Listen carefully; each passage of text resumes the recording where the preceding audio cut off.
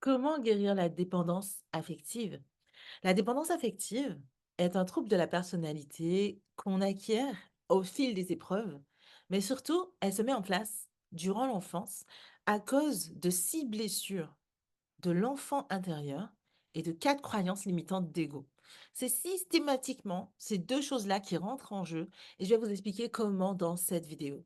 Et si tu ne me connais pas, moi je m'appelle Priska, je suis psychopraticienne, je suis également coach en blessure émotionnelle, en guérison de blessures émotionnelles de l'enfant intérieur et en reprogrammation d'ego, en reprogrammation des patterns répétitifs. Hem, je suis également facilitatrice en Kundalini activation et mon objectif est d'aider les femmes et les flammes jumelles à guérir la tête, le cœur et le corps pour pouvoir libérer leur mémoire karmique et transgénérationnelle et leur permettre de vivre et d'attirer à elles l'amour, l'argent, la réussite, la gloire, tout ce qu'elles désirent. Donc finalement, dans cette vidéo, je vais t'expliquer ce que j'explique à mes clientes, que la façon dont je guéris mes clientes aujourd'hui dans mes séances, grâce à ce que j'appelle l'écriture intuitive. Je suis également auteur d'un livre qui s'appelle «Guérir les blessures de l'enfant intérieur grâce à l'écriture intuitive». Il s'agit d'un carnet doublé d'un livre qui permet d'aller guérir de façon autonome et ce livre est devenu un best-seller l'année dernière qui s'est vendu à qui s'est vendu à plus de 7 000 exemplaires. Ma vidéo s'est lancée en même temps. Je suis en train de lancer une vidéo sur YouTube, on s'en fiche un peu et j'étais en train de la charger et du coup ça s'est lancé tout seul. Donc finalement, ce que moi j'essaie de vous expliquer, c'est que la dépendance affective est due à 4 croyances qui se sont mises en place durant l'enfance. Durant l'enfance, quand on était vraiment tout petit, en fait, ce qui s'est passé, c'est qu'on a vécu le conditionnement, l'éducation. À cause de l'éducation, on est parti du postulat qu'on devait s'adapter aux autres. C'est-à-dire qu'avec mon père, ma mère ou mon père me disait, si tu es comme je veux, je t'aime et je te récompense. Si tu n'es pas comme je veux, par contre, il va falloir que je te punisse. Cette ambivalence m'a laissé croire que je n'étais pas suffisante pour être aimée telle que j'étais et donc que je devais m'adapter et faire de façon à ce que mes parents m'acceptent. Ça m'a mis dans un postulat de il faut absolument que je fasse tout pour que l'autre me récompense. S'il me punit et qu'il ne veut plus de moi, et qu'il me rejette lorsque je fais pas ce qu'il veut, ça veut dire que je ne suis pas aimable et que je ne mérite pas l'amour. Vient du coup se greffer quelque chose autour de je ne mérite pas l'amour et je suis insuffisante à l'amour, qui fait que je vais le rendre au centuple. Lorsqu'on va me l'offrir, je ne vais pas réussir à croire que je le mérite et je vais me penser insuffisante. Donc je vais donner, donner, donner, donner en permanence. Tout ça nous donne déjà une posture très masculine dans l'histoire, vous voyez, en tant que féminine. Ensuite, le deuxième choc qu'on va vivre, c'est la dévalorisation. Nos parents vont nous dire: «Ouh là là, tu trop bruyante, t'es trop ci, t'es trop quelque chose». À cause de ça, on va se bloquer complètement et ça va nous empêcher de réussir à, comment expliquer? À croire qu'on est encore une fois suffisant, mais surtout, on va se croire dérangeant. On va se penser On va avoir la sensation de déranger les autres juste en existant. Donc, on va faire de façon à être le plus petit possible. En faisant ça, on va réduire notre potentiel. On va réduire en permanence nos dons. La preuve en est, dès que quelqu'un nous fait un compliment, on va dire: «Mais non, mais c'est toi qui l'es». On va tout de suite enfermer les dons le plus profondément possible. Vous voyez? Et finalement, ce qui va se passer par la suite, c'est que on va aussi vivre ce qu'on appelle le mépris des émotions. Nos parents vont nous dire: «Tu es triste, c'est être faible. Être en colère, c'est avoir un mauvais caractère. Et toi, en fait, tu es fière de toi, tu es joyeuse, donc tu es prétentieuse». Donc il faut pas trop l'être, il faut pas trop le montrer et cetera. Avec les parents, c'est toujours comme ça. Et pour le coup, ce qui va se passer, c'est que, bah, du coup, je vais réduire mes dons et je vais penser tout le temps que je dérange, donc je vais faire attention à pas exprimer mes émotions. Ensuite, on va avoir un autre choc qui est le fait d'avoir, le déni des émotions, cette fois-ci. Donc en gros, le déni des émotions, c'est quoi? C'est le fait, qu'on me dise: «Écoute, ce que tu vis, c'est rien par rapport à moi, ce que j'ai déjà vécu, par rapport à moi, ce que j'ai en tête». Je suis en train de m'amuser avec un oracle. Eh bien, en fait, par rapport à moi, ce que je vis là, en ce moment, eh bien, c'est rien. C'est rien du tout. Et donc, va se poser sur moi ce qu'on appelle l'ego.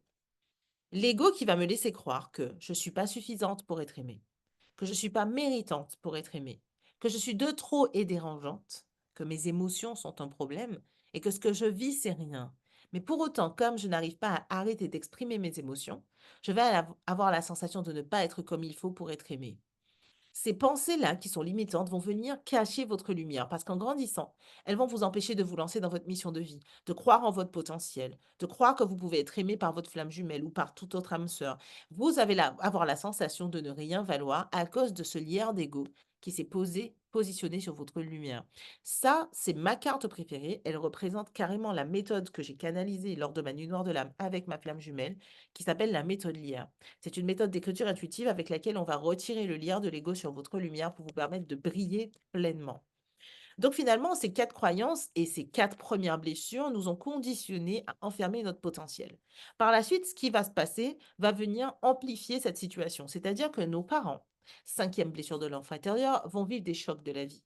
Par exemple, ma mère va vivre une maladie, un deuil, une séparation difficile avec mon père. Elle va peut-être connaître une perte d'emploi, une dépression. Tous ces éléments-là, mes parents vont le vivre. Et moi, étant donné que je me sens déjà insuffisant, de trop, dérangeant, lorsque je vais voir mon parent vivre ça, je vais tout de suite me dire qu'il faut absolument que je taise mes émotions et mes besoins. Parce que déjà, quand ils allaient bien, ils étaient déjà assez mal, entre guillemets. Mais alors, si je vais mal et que je leur exprime et qu'ils sont déjà mal, ils vont chuter, ils vont décompenser, ça va très mal se passer. Et donc, j'ai déjà cet instinct de survie qui me dit: «Il faut que tu te fasses vraiment petite là, en fait, nana».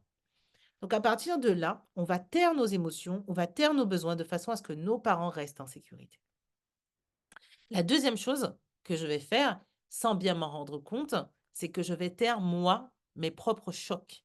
C'est-à-dire que la sixième blessure de l'enfance, ce sont tous les chocs qu'on peut vivre, que ce soit du harcèlement scolaire, des trahisons amicales, le fait de souffrir tout court, le fait de voir ses parents souffrir. On peut vivre des attouchements, des viols, des des altercations avec les autres et pour le coup, comme on a déjà vécu les 5 autres blessures, la sixième sera que on ne va pas parler des chocs que nous on vit pour protéger les autres.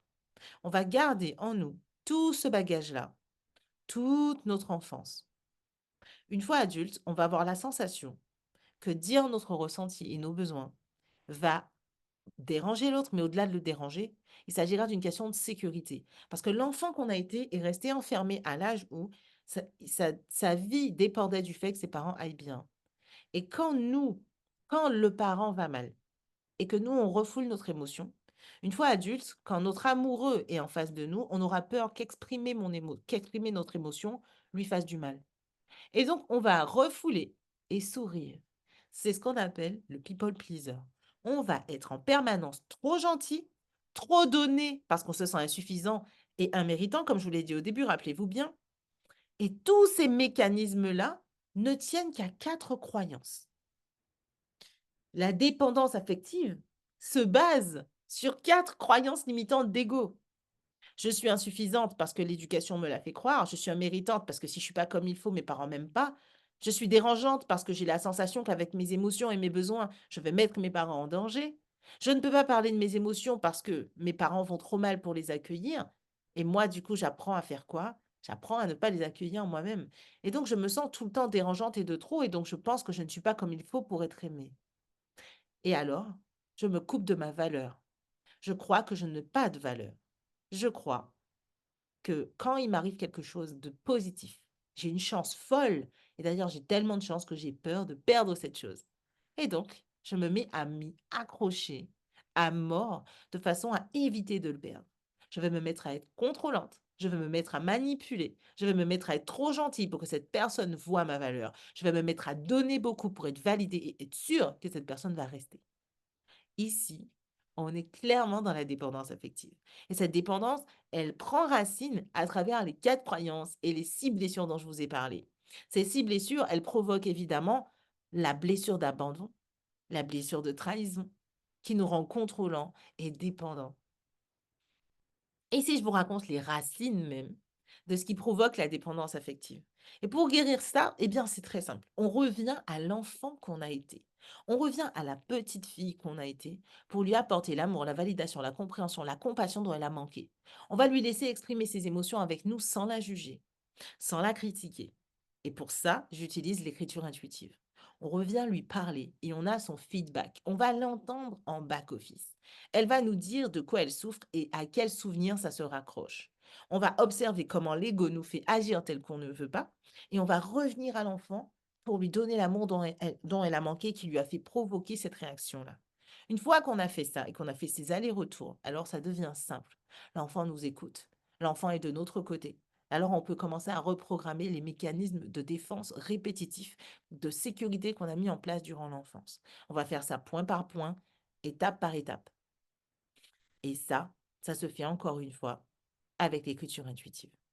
Donc, si jamais tu as envie d'aller plus loin et de comprendre comment ça fonctionne, sache que j'ai un Telegram 100% offert où tu pourras directement avoir mes conseils chaque jour, puisque je te donne un audio par jour sur ce Telegram et je pense qu'on va super bien s'amuser là-bas. Vous êtes déjà 200 à l'avoir rejoint et chaque jour, je vous transmets mes guidances, mon aide pour pouvoir vous permettre de réussir à guérir de la dépendance affective. Donc, si jamais vraiment ce thème peut vous intéresser et que vous avez envie de commencer à savoir comment guérir, alors rejoignez ce Telegram. J'ai des surprises, des masterclass chaque semaine pour pouvoir vous accompagner et vous aider. Et j'espère vraiment, vraiment de tout mon cœur que ça va vous permettre d'avancer. En tout cas, je vous dis à très vite sur cette chaîne. Je vous fais de grosses bises et à très bientôt.